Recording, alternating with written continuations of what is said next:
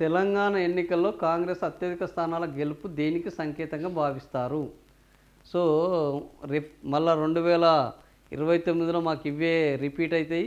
పంచాయతీ ఎన్నికల్లో బ్రహ్మాండమైన గెలుపు సాధించాము. ఇది రిఫరెండం అని ఎవరు రేవంత్ రెడ్డి చెప్తుంటే, మరి ఇది నిజంగానే కాంగ్రెస్‌కి అత్యధిక స్థానాలు వచ్చినాయంటే వాళ్ళ వైపు జనాలు ఉన్నారా అని ఒక పోల్ పెడితే, రేవంత్ రెడ్డి 2 ఏళ్ల పాలనపై ఇది ప్రజా తీర్పేనా అంటే ఎస్, 37% మంది ప్రజా తీర్పే అంటున్నారు. అధికార బలంతో పొందిన విజయమని 49% అంటున్నారు. గెలిచిన లెక్కలను అనుకూలంగా మార్పు 9%, ప్రతిపక్షాల వైఫల్యం 5%.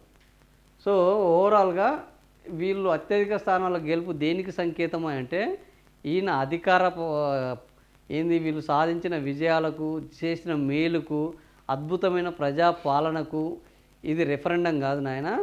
ఇది అధికార బలంతో మీరు అరాచకాలకు పాల్పడి వాళ్ళను బెదిరించి మీ వైపుకు తిప్పుకున్న అధికార బలంతో పొందిన విజయం తప్ప ఇది ప్రజాపాలన కాదు, ప్రజలు మీ వైపు ఉన్నారన్న దానికి రిఫరెండం కాదు అని 49% మంది అంటుర్రు.